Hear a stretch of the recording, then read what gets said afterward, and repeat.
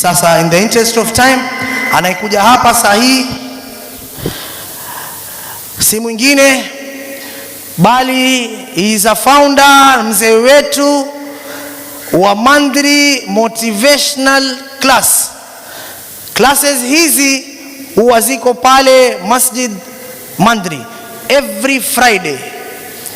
Kazi ya mzee wetu, I am one of the beneficiaries when maisha ilikuwa ikiniendea kombo. So one of the mentors is Babuali, and the uniqueness yake, mentorship yake ndani ya misikiti, mifano anayotumia ya kina Del Kane, Robin Sharma, hivi ni vitabu vimeandikwa na wasokuwa Waislamu, lakini vile anavozigeuza to make them beneficial to our kids. Today Mandri motivational class imetoa wanafunzi wakisawasawa, miongoni mao wakiwa doctors, engineers. Wanaokuja pale pia ni watu ambao kwamba kimaisha wamesonga mbele. This man, sijui ni tuseme nini, he has impacted a lot of people's life, and today he is among us here. Atazungumzia pia kitabu cha Dr. Rishad about the reviving the Umma. So falyatafadhal mashkuran Babuali. Assalamu alaikum wa rahmatullahi wa barakatuh. Alhamdulillahi alladhi hadana lihadha wa ma kunna linahtadiya lawla an hadana Allah. Rabbi shrah li sadri wa yassir li amri wahlul 'uqdatan min lisani yafqahu qawli.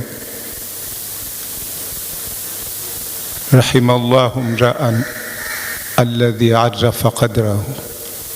Mwenyezi Mungu amemrehemu mja ambaye anajijua capacity yake. Nimesimama hapa mimi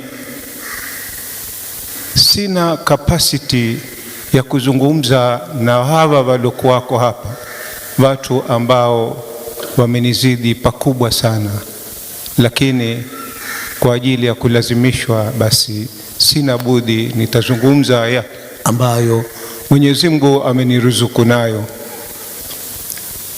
Nikianza na quote ya Eckhart Tolle yasema, we are here to enable the divine purpose of the universe to unfold. That is how important we are. Tuweza kujiuliza hizi inspired quotes, inspired kielelezo kama hicho anazitoa wapi? Yote haya yanatoka katika, hakuna kwengine isipokuwa wanayapata katika dini yetu. Mimi kusimama hapa leo nilikuwa na topic ya kuzungumza, lakini kwa Dr. Mujahid yale ambayo ameyazungumza regarding the benefit of reading, imebidi mimi ni revive speech yangu. Amezungumza benefits of reading, manufaa ya kusoma. Mimi katika mwaka wa 2000 ni mwaka ambao sitaki kurudia kuzungumza, lakini past is a place of reference, not a place of residence. Kwa hivyo ile nyuma ya 2000 amezungumza benefit ya kusoma. Had it not be for the books, vile vitabu ambavyo nilikisoma mimi, nafikiri hata ningekuwa sikusimama hapa leo mimi. Manake ulikuwa ni mwaka wajaahu almawju min kulli makanin wa dhanna annahum uhita bihim da'wa Allah mukhlisina lahu din. Ni mwaka ambao ingekuwa saa hizi maybe natumia pills za depression ukitaja affliction yoyote utakayoijua, ule mwaka ulinikumba katika matatizo. Ukitaja financial difficulties, watu kuondoka, cancer problem, mimi hali yangu, watu kuondokewa, basi had it be not for the reading, ningekuwa leo si exist hapa, pengine nilikuwa natumia pills za depression. Kwa hivyo pana umuhimu sana. Dr. Mujahid, mimi na wewe hatujuani, lakini I really appreciate na kufuata sana mimi katika speeches zako, na leo hapa hutuba yako imenimaliza kabisa. Umeniweka mahali ambapo lile nilokuwa nimekuja nalo lote limefutika, inbidi ni kuzungumze wewe mimi. Kwa hivyo reading, kusoma ni jambo kubwa sana. Wakati huo sina inspirational book mimi, before, kabla ya kulala mimi sisomi kile kitabu. Naweza kuchukua 2-3 hours kabla sijenda kulala, mimi naacha kitabu hichi nashika hichi, naacha kitabu hichi nashika hichi. Kwa hivyo ilikuwa kusoma kwangu, kama ilikuwa sikusoma ninge end up to a psychiatrist, pengine angekwenda kantizama mimi. Na wajua tena, once wewe unaanza depressant pills, wewe hurudi tena kwa normal. Ukitoka pale mwaka mmoja unakuwa kama zombie wewe. Kwa hivyo nashukuru umetaja kitu muhimu sana. Jamii yetu lazima isome. Bila ya kusoma basi ni matatizo makubwa sana. Kwa hivyo hilo ni benefit moja ambayo ukiwa utakuwa wewe ni msomaji, basi utaona maisha yako Mungu atakugeuzia. Nikiwacha hapo, namzungumza kitabu chetu ambacho author wake jana tulikuwa naye katika klasi zetu za motivation, ambapo tulinifaika pakubwa sana. Hata nikamwambia, why did you not come with the book, tukakiintroduce hapa hichi kitabu. Hichi kitabu kwangu ni muhimu sana, ni tool kubwa sana mimi ya kuweza kuwapa wanafunzi wangu pale, na italeta mabadiliko makubwa sana. Kwa hivyo mimi sina mengi ya kuzungumza hapa, lakini ilikuwa nizungumze jambo moja tu ambalo, if you have not discovered something to die for, you are not fit to live. Ikiwa hujatambua kitu gani ambacho uko tayari kufa nacho, basi huna haja ya kuishi hapa duniani. Lazima kuwe kuna kitu, let come what may, wewe kitu kile utakuwa wafa nacho wewe, vitakavyokuwa na viwe, lazima uwe utatekeleza to enable the divine purpose of the universe to unfold. Wewe unakuwa ni sababu. Mwenyezi Mungu ana mambo yake, katika mambo yake yale hayawi amekuweka wewe ndio mambo yale ya unfold. Mwenyezi Mungu ana wagonjwa wake, unless mmoja wetu hapa atukue medicine, wale wagonjwa watakatibiwa. That is the divine purpose of the universe. It won't unfold mpaka wewe ukasome uje uwatibu hawa wagonjwa wa Mwenyezi Mungu. Mwenyezi Mungu ana mapilgrimage, ataka kwenda Meka. Sasa lazima kutokeze mtu katika nyinyi wanafunzi au katika sisi jamii, awe atatukua aviation, ndio watu wale waweze kwenda wakahiji Maka. Alhamdulillah, Mwenyezi Mungu leo amemtumia Sheikh Rishad Rajab akaweza akampa uwezo, akaweza akaandika kitabu kama hichi. Hichi ndio purpose yake ya kuwa hapa katika ulimwengu, akaweza akaandika kitabu kama hichi, kitabu ambacho kitakuwa ni muda mrefu, kitakuwa kinanufaisha wote wale watakaosoma kitabu hichi. Kwa hivyo mimi nampongeza pakubwa Sheikh Rishad, congratulations. Mwenyezi Mungu akupe nguvu, inshallah kitabu hichi kiwe kitanufaisha yoyote atakayesoma kitabu hichi, itakuwa ni kitabu chenye manufaa kwake. Mwenyezi Mungu akujaze kheri, Mwenyezi Mungu akuondoshee kila mazito katika juhudi yako hino. Jazakumullah kheri. Asanteni kwa kuazima mashikio yenu na kuwasikiliza. Jazakumullah khair. Shukran babu. Lakini sasa babu, wewe hatutakuambia ununue vitabu. Mimi najua siku ile tukienda katika motivation class zetu, we will market this book. Sawa. Mimi nataka hapa wale all these influential people, they have to know what revives us as Mandri motivational class. Na ile slogan yetu, mimi nataka wao wajue what we are doing there and how we come to life. So naomba tupige slogan yetu, ndo maana mimi ninambeba Imran na ndugu yetu hapa, so that we can have that slogan in your voice as they repeat, and these people to understand, ili wao pia wapate morali ya kuja kule katika klasi zetu. Hapo vipi babu? Nisamehe lakini haya, fadhali tena ile nguvu ya kule iwe hapa, tuwe hadhi. Here we are ready to serve Allah. Babu, that was only testing, lakini nataka wewe ukisema they have to respond as well. Tafadhali, leo mko class kabisa.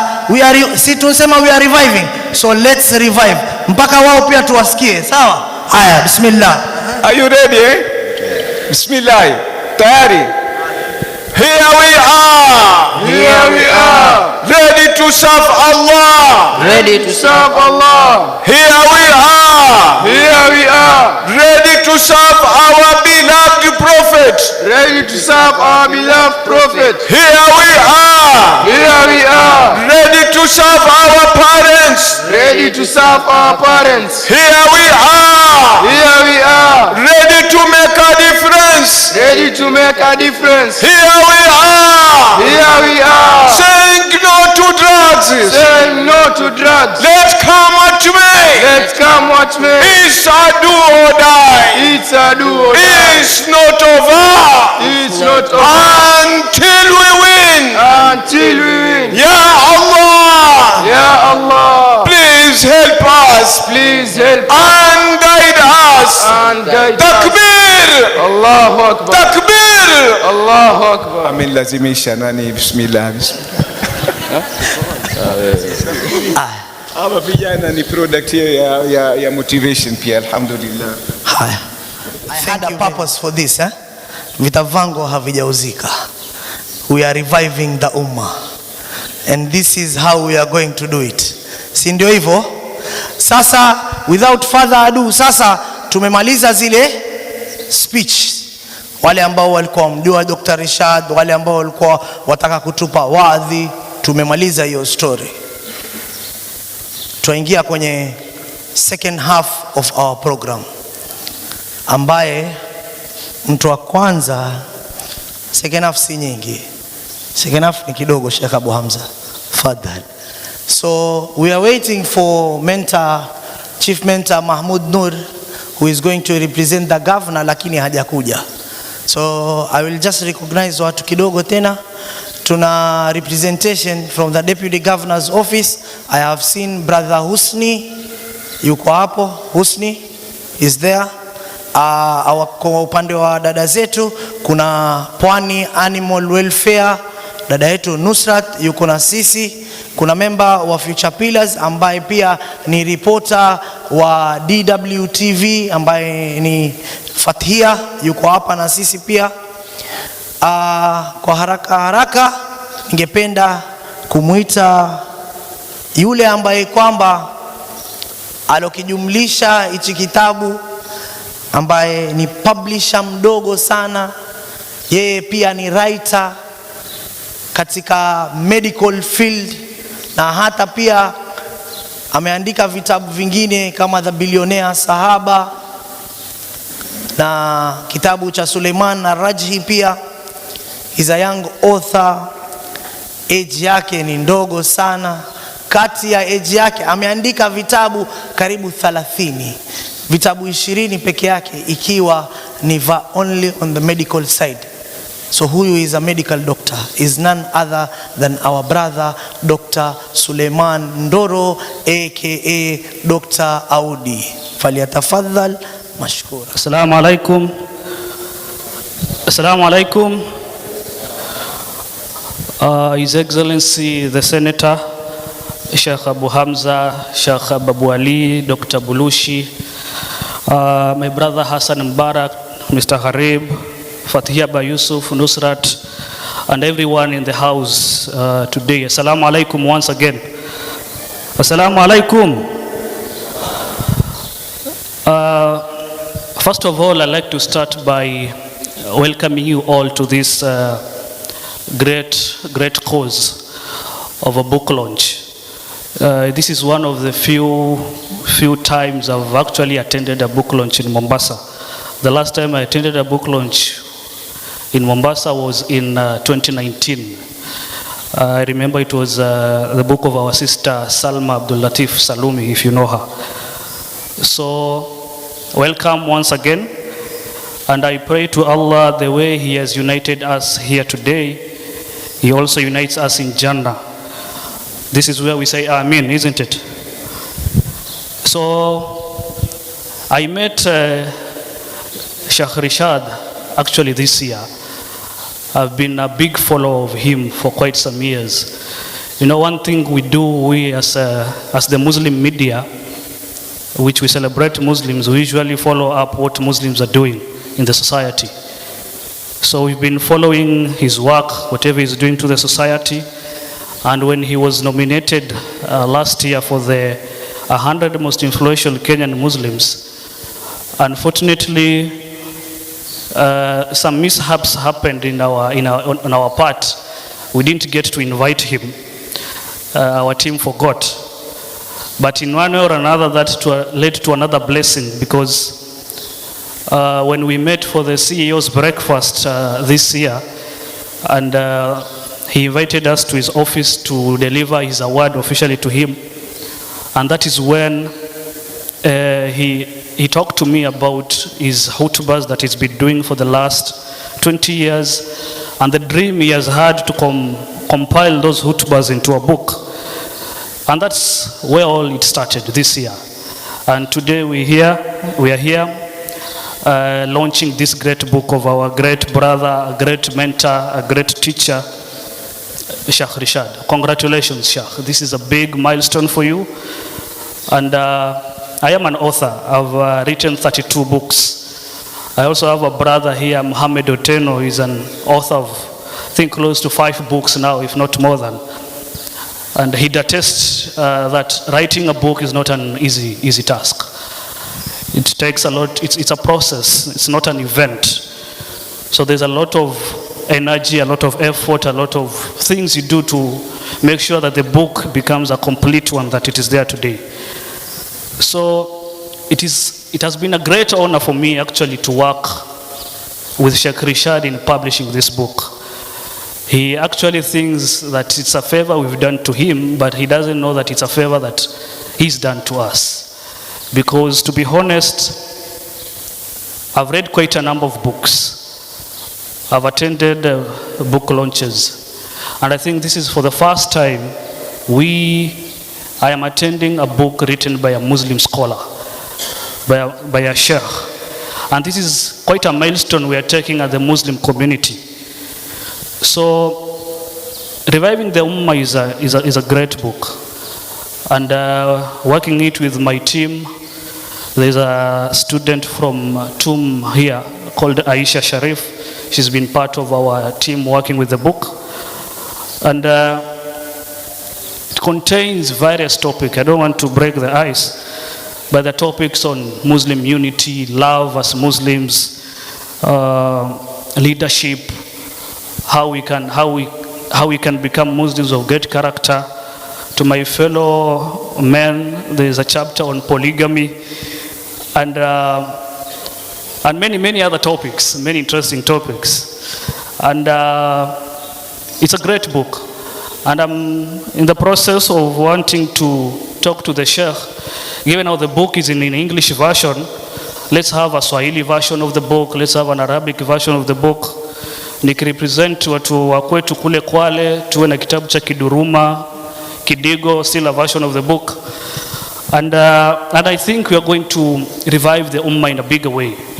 Personally, this book has changed my life. I wanted to tell this to Sheikh Rishad when we were meeting this week, but I said I'll tell it to the crowd today.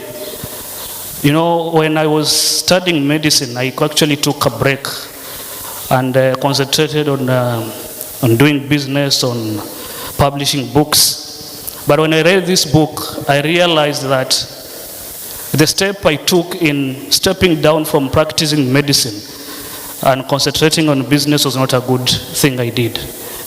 And this book made me realize that we are in need of more Muslim doctors, we are in need of more Muslim authors, we are in need of more Muslim millionaires and billionaires.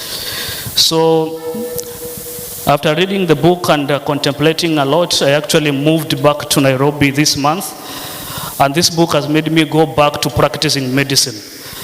And I'll be starting my pre-internship in September next year. My goal is to go to masters, have a PhD, so that we can tell the generations to come that there's nothing wrong with being a Muslim and still being a PhD holder.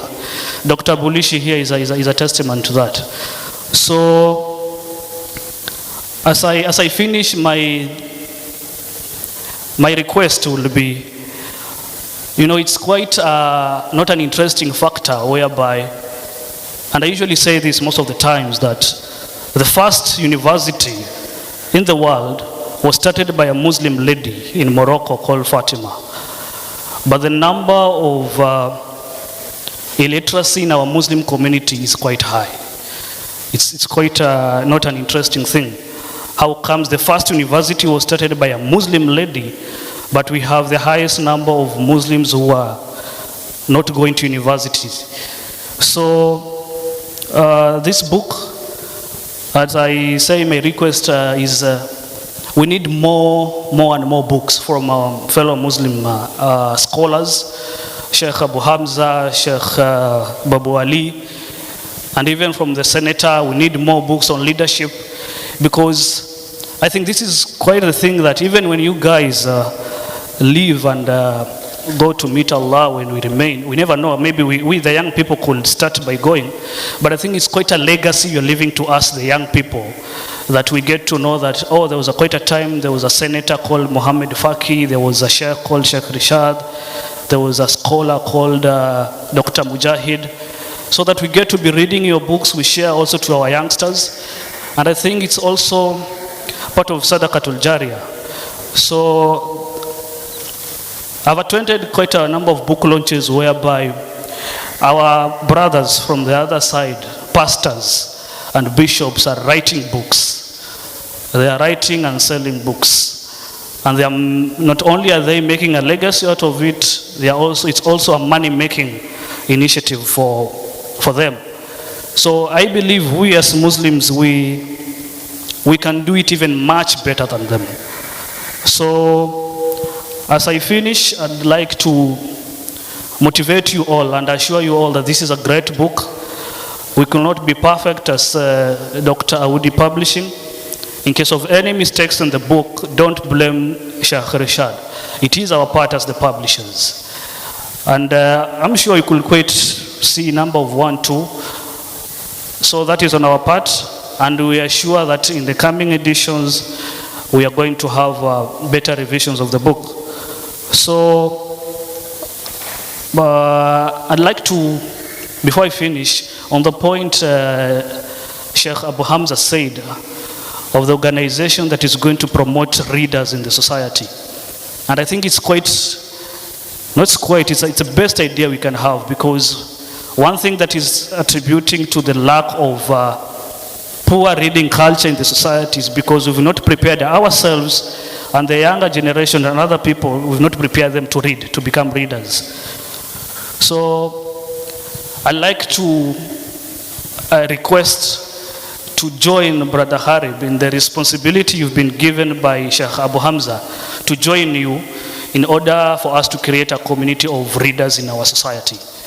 Actually, 2 weeks ago, I was with Senator Miraj and His Excellency Ezekiel Machogu in his office when I was presenting to him about, there's a book I've written called The Smart Student, and there was time we were organizing a career day, and we underwent quite of hiccups here and there. So we've been given a blessing by the Minister of Education, Ezekiel Machogu, that we can organize all these career days, all these initiatives that bring students together and create more readers for a period of 3 years in all counties in Kenya. So we'd like to work with you in creating this community, and I'm sure we're going to make a greater Umma and revive it in a more bigger way. So as I finish, this Mombasa edition is actually the first step. We are organizing a Nairobi edition of the same book, which will be happening on 20th of October, inshallah. So invite your friends. You can also come to the same book launch event. And quite disappointing factor is that the book launch in Nairobi is actually it's going to be even bigger and better than what we have here today. And I think we need to do something as scholars, as leaders, because if this was another event, if a musician was coming here, I'm sure tungekuwa tumejaza hall by jana jioni. But unfortunately, this is a big step, a big launch from a sheikh, by a sheikh, being the first one, and we are quite this way. It's a commendable step that we are taking. Building something new is not an easy thing. It takes step by step, and I'm sure by the time we have a book launch by Sheikh Abu Hamza, by Sheikh Babuali, by Dr. Mujahid, we are going to have a bigger audience, inshallah. So thank you so much for your time. And once again, welcome to this book launch. Let's support our brother, our Sheikh Rishad. And we have an editor who went through the book. He's a Christian, Richard Omondi. And when he read the book, he really wanted to know about Islam and become a Muslim. So you can imagine the impact this book has in a non-Muslim. What about us? What is it going to do with us? So thank you so much. And I wish you guys all the best. Assalamu alaikum. Sasa Dr. Audi, sisi wewe ni publisher bwana. Tayari tukikwambia uanze kununua vitabu na nini, wewe utatumaketia zaidi kwenye platform zako. Ndio tupate kujua na hii ujumbe ifike kwa watu wengi. Sasa kiasi cha kumgoja mentor yuko hapa karibu tu. Audi amesema watu wa Nairobi tayari is fully booked. Sio, na watu wa Mombasa, mimi najua watu wa Mombasa wallahi wana ghera. Ni watu hawapigi mifano. Tena ukiwaambia kule, wao watasema ngoja tukuoneshe hapa. Sawa. So mimi ningependa kumuita mtu mmoja atupe few remarks tu, kisha manake watu wa Tanzania nimesikia ni wakarimu sana, lugha yao tamu mashallah. So huyo atakayekuja hapa wenyewe wanakuambia khitamu misk, hana mambo mengi. Mimi najua vile nimemwangalia when I was here looking at him, nikiwa kule nyuma mashallah, alikuwa ameomba kitabu, na sasa atatutolea mfano mzuri ili atakayekuja tena hapa anayezungumza awe hakuna kaliba tena ya Abu Hamza ya vitabu 10. Si mwingine namuita ni CEO of Amana TZ Bank, Abubakar Athman. Nimemchagua kusudi. He was not in the nini? Nimemchagua kusudi. Tatupa few remarks. Na benki si watu wadogo bana. Benki si watu wadogo. Alhamdulillah. Takbir. Sasa hanui takbir. Takbir. Marketing. Sikuuzi, nafanya marketing. Assalamu alaikum wa rahmatullahi wa barakatuh. Nafikiri nimeshikwa hands down. Sikutarajia kuwa mmoja wapo wa wazungumzaji asubuhi ya leo au mchana wa sasa. Na wakishazungumza mashekhe wetu kina Abu Hamza,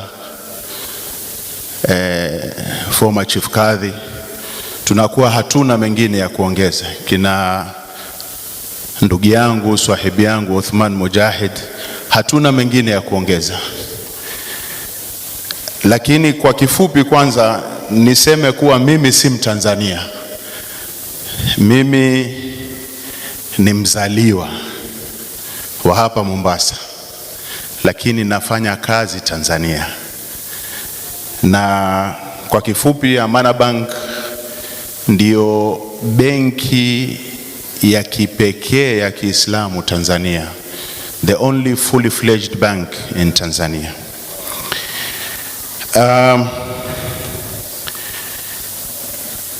Nimeomba hichi kitabu kwa sababu sikuwa na la kusema, nikaona bora nitafute katika hichi kitabu ili nipate na mimi mada ya kuchangia, just in case nitasimamishwa hapa mbele ya watu, na imekuwa hivyo hivyo. Kwanza niseme Sheikh Rishad, mimi umuita Triple R, Rishad Rajab Ramadhan. Tunatoka mbali naye sana, ni ndugu yangu, sahibi yangu, mwandani wangu. Aliponitumia ujumbe kuwa angefurahi kuwa niwepo kwenye hii hafla, basi nikaona nisimvunje. Nikaona ni bora niwacha shughuli zangu ili niwe hapa na mimi pia niwe katika waliohudhuria na kumunga mkono katika jambo la kheri kama hili. Kwanza nimefurahi sana kuona katika kitabu hichi Sheikh Rishad amejitolea kwa kitabu hichi kwa Sheikh Nasor Khamis Abdurrahman. Yeye Sheikh Rishad alikuwa akihudhuria darasa zake. Mimi ni mwanafunzi wa Sheikh Nasor Khamis.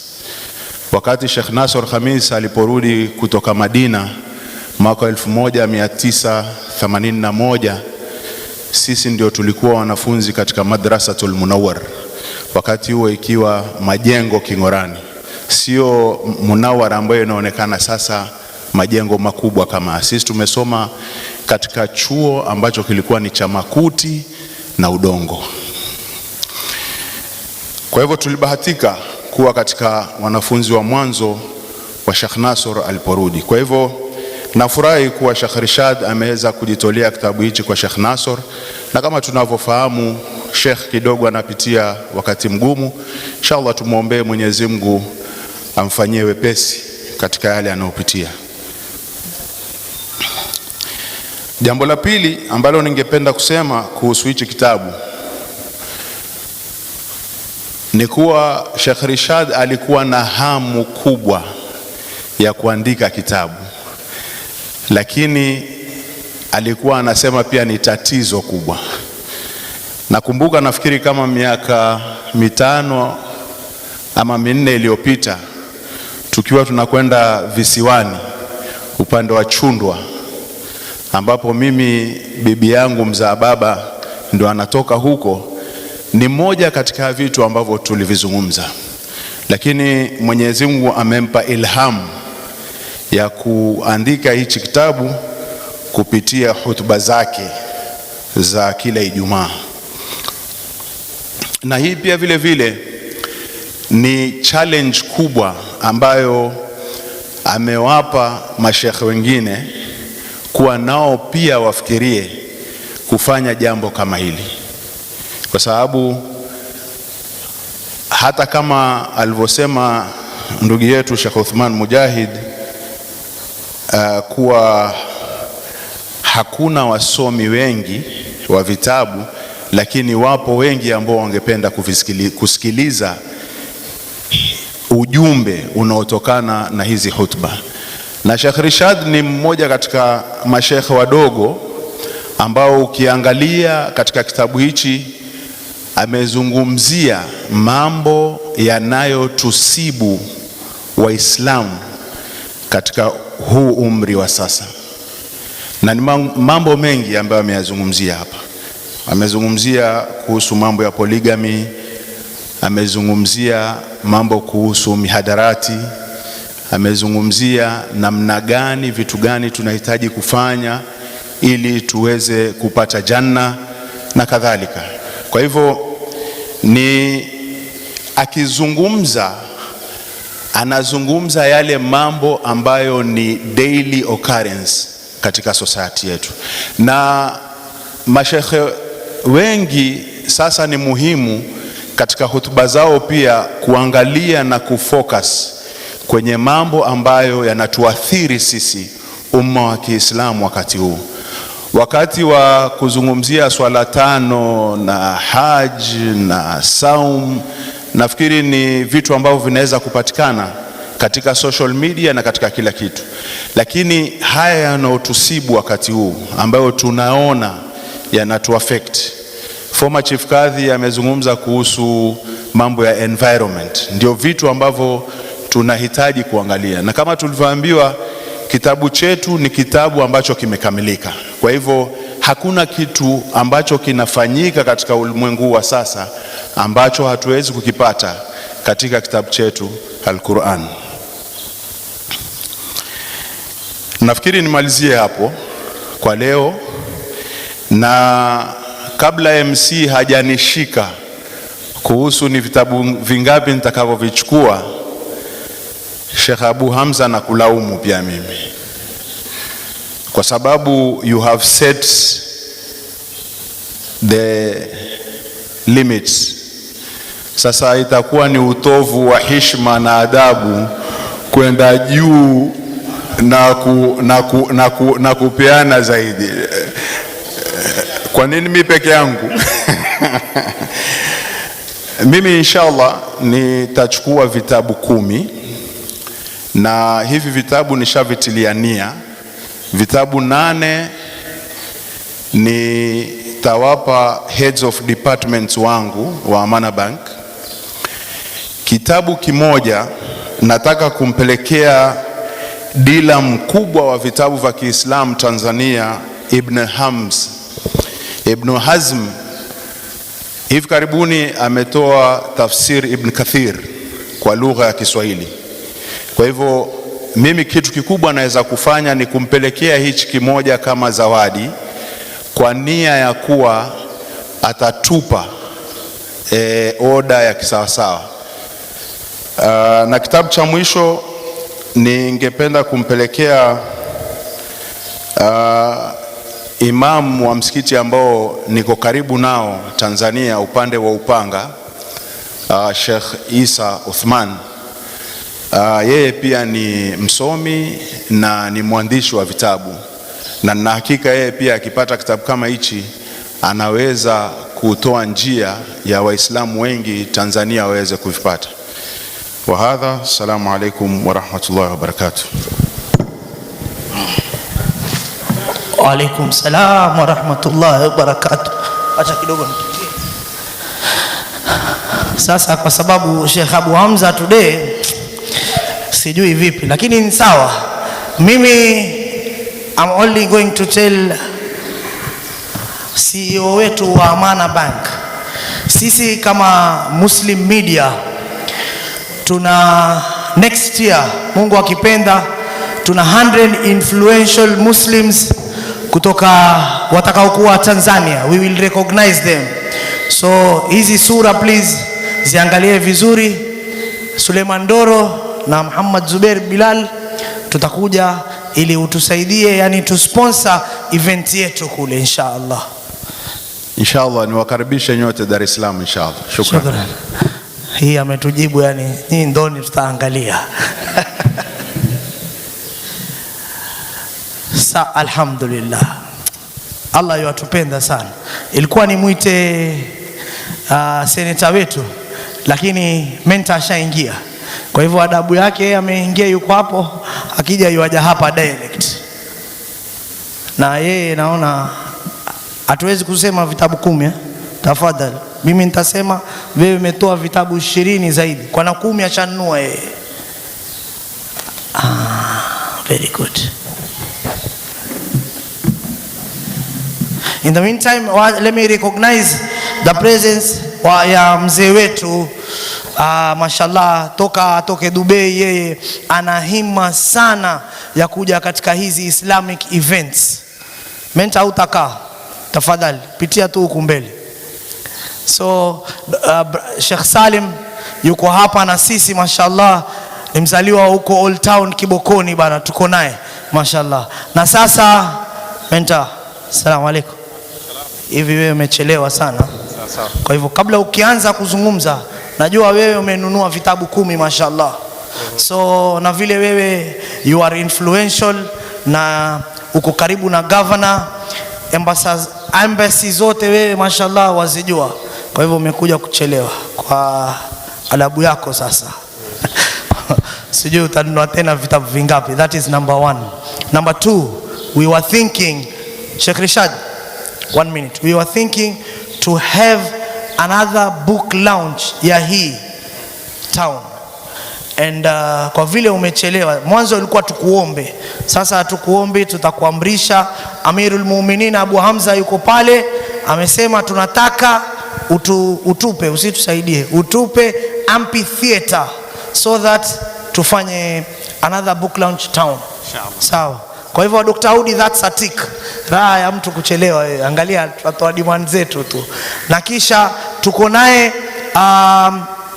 amongst us chairman wa Mewa Dr. Galgan, Salim Galgan, hajazungumza kitu, amekuja hivi. Kwa hivyo nao Mewa inshallah, Sheikh Rishad, Mewa kama kutakuwa kwa any logistic nini, inshallah Mewa watatusponsor siku hiyo tukiwa kule chini kwa kwa mentor. Thank you very much. Mentor. Naam, assalamu alaikum. Mwanzo kwa wazee wangu na ndugu zangu, na nikuomba msamaha kwa kuchelewa. Sio kwa kupenda, mambo mengine ni tasema ni kadri, sio imejaliwa. But I was actually in an event ya vijana, ilikuwa ianze 9, walianza 11. So na nilikuwa actually wa kwanza because nilifikiri by 10:30 nitatoka nije, but wameni release past nafikiri 11:15 but anyway I still apologize, and for that one I'll buy 10 more books today. Alafu takbir. Yeah, alafu for amphitheater I will even say I will either give the amphitheater ama kama mnataka Afra Hall, nitaongea na Afra Hall, if there is some money to pay we will pay. So look at the 2 locations, which one will be more appealing. So hiyo mimi nitachukua, sio kwa ajili ya fine, because I believe in what Sheikh anafanya. He's been a very good friend. We've worked together during COVID. He inspires a lot of young people. Anafunza watoto ambayo ni role models katika Kenya nzima, because whenever you meet young people from Sheikh Khalifa, you're always proud. And inshallah Mwenyezi Mungu awajalie mubaki pale pale, because kuna wale walikuwa juu kitambo, naambiwa sijui kuna Shimo la Tewa, kuna shule ya kina ile shule yenu huwa mnaenda wakati wote wapi? Alidina, yes, ile ya kina Professor Shaukat. But now those are those days. So Mwenyezi Mungu ajalie Sheikh Khalifa iendelee kupanda juu, and we also bring more schools that can join that. But it's not easy. and it doesn't just happen. I think people put in a lot of effort. And maybe just for 2 minutes, I will talk about, so that I allow the senator to come and close. I think one of the issues that we really lack, and I'll pick it from a piece of the book that I've seen, is lacking role models. Na si ati hatuna role models. Naona wengi hapa kina Mujahid, CEO wa Waqf, I hope you are still there. Namuona mentor mkubwa hapa ambaye anafanya a lot of things in Old Town. So we actually have role models. Sheikh Abu Hamza, my brother as well here. But they do not, either we do not recognize them or our system does not recognize them. Unfortunately, our role models ni wale ambayo wanatupeleka a different direction. Whenever we have issues as Muslims, the first call that you will think of is to an institution ambaye haihusiani na mambo ya Kiislamu. Uko katika mji wa Kiislamu, lakini kukiwa na shida, mimi nitapigiwa simu kama chairman wa Red Cross. Na hanipigi kwa sababu ni Mahmud, anapiga kwa sababu ni Red Cross. When there is a problem, we actually rely more on others and not ourselves. But if you do a head count of the businesses, the wealthiest people in Mombasa and Coast and Kenya, they are Muslims. But ni kwa nini we are not coming together, putting up a pool, and even like the Waqf Commission, it has a lot of issues. Na ndio sababu unaona Waqf Commission, Casablanca ambaye ni disco ni ardhi ya Waqf Commission. Why is it happening? Kwa sababu sisi wenyewe hatujatafuta njia ya kuja pamoja, because even for politicians, they will respect you when you come together. But sisi hatuko pamoja, hatutaki kusukuma mambo yetu kwa pamoja. And when you see either young people or successful people, we don't want to push them and tell people this hawa ndio watu wetu.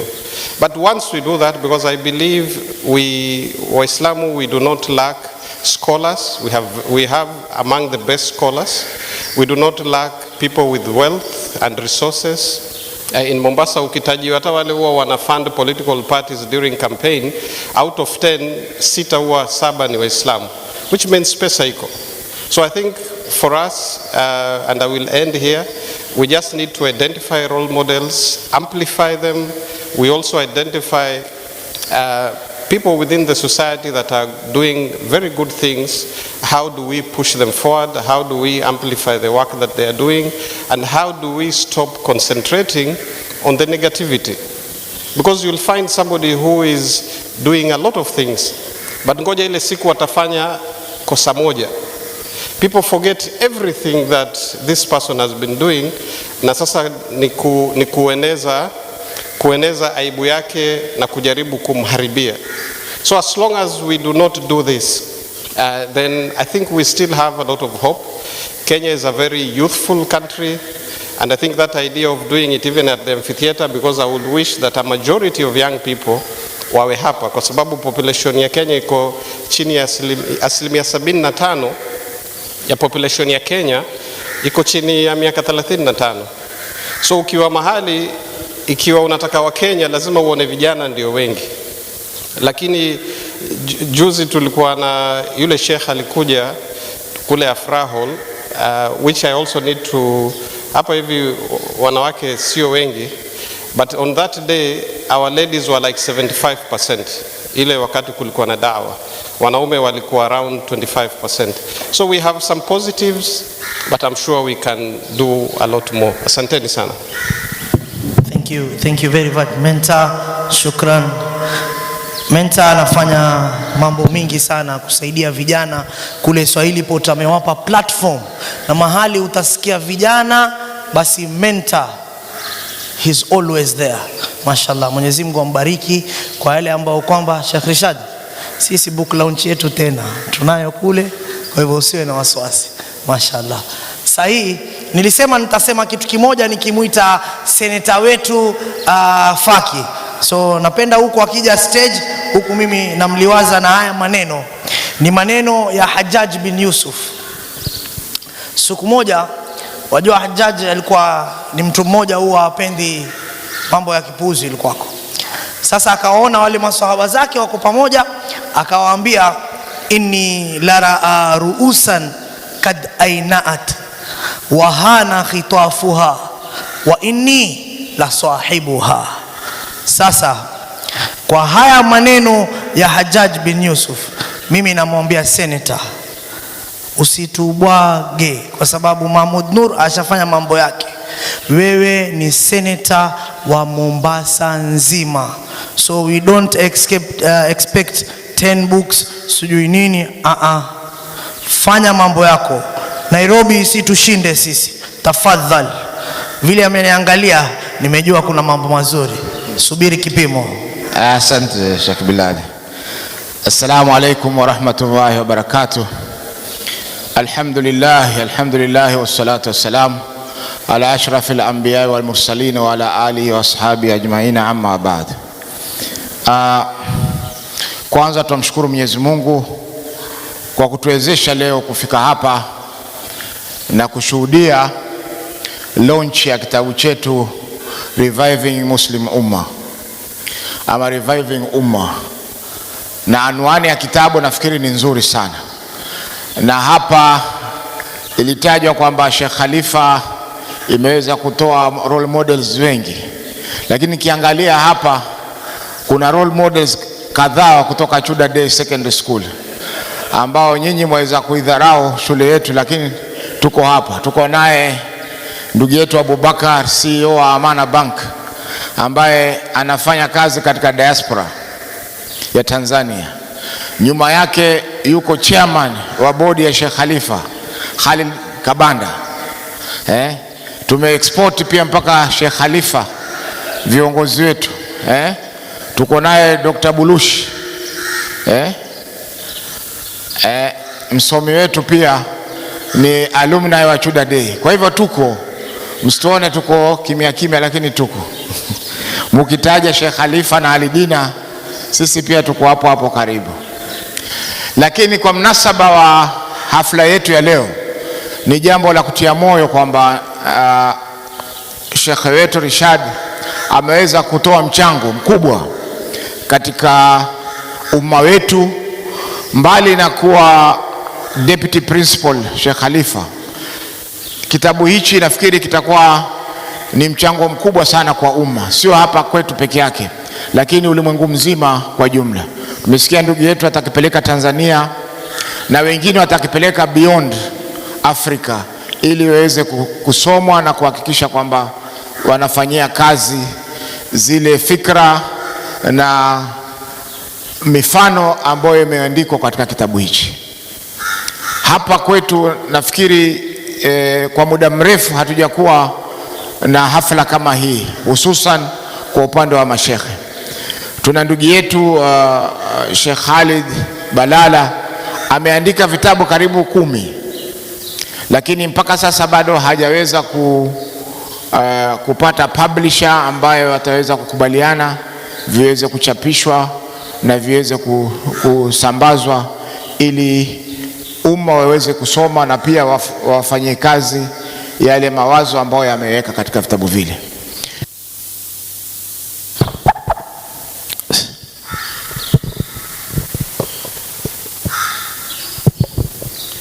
Kwa hivyo ni jambo la kutia moyo na pia ni inspiration kwa wale wengine ambao tunaweza kupata fursa kama hii ya kuandika na kuweka mawazo yetu ili watu waweze kuyasoma na wayafanyie kazi. Ndugu yangu hapa amesema kwamba nisimbwage, lakini mwanzo nilipoingia mimi alisema kwamba ni vitabu 10, sio ndio ilikuwa benchmark? Tayari ashatoa benchmark hiyo. No, Sheikh ashaitoa mentor, so 20. Wewe usiniambie wataka vitabu 20 tafadhali. Okay. Please. Sawa, mimi nitachukua vitabu 50.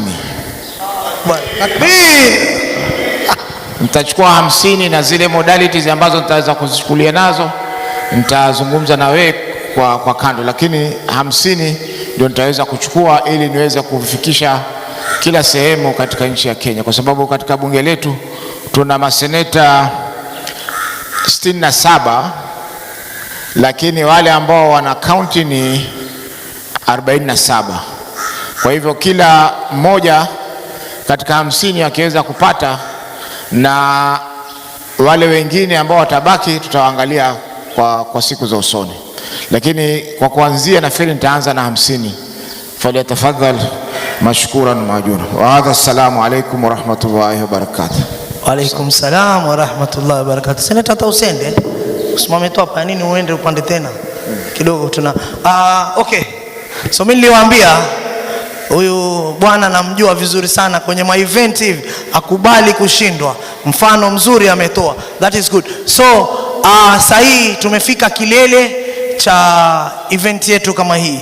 Kawaida when you are launching a book there is a ribbon, mwakata nini. Sisi hatuna hizo, we are not doing that. The only thing what we will do is nitamuita Sheikh Rishad with a few people, mentor Sheikh Abu Hamza, CEO wetu, lazima tumpambe. Kwa hivyo uje hapa Babuali, Ibrahim Bulbushi, Obo and Dr. Mujahid, tuje hapa juu, Dr. Sheikh Salim, fadhali.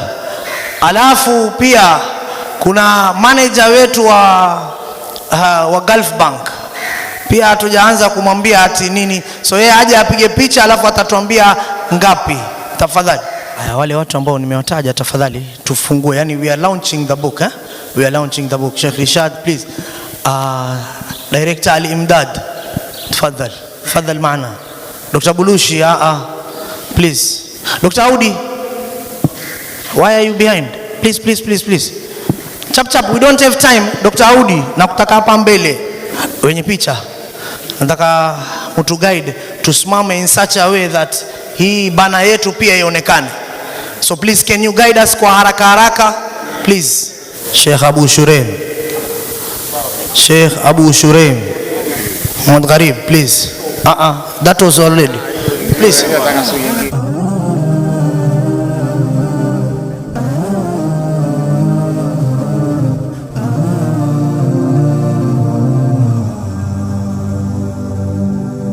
To get more videos of Abu Shuraim, don't forget to subscribe, like and share. May Allah guide and bless the person who shares the videos.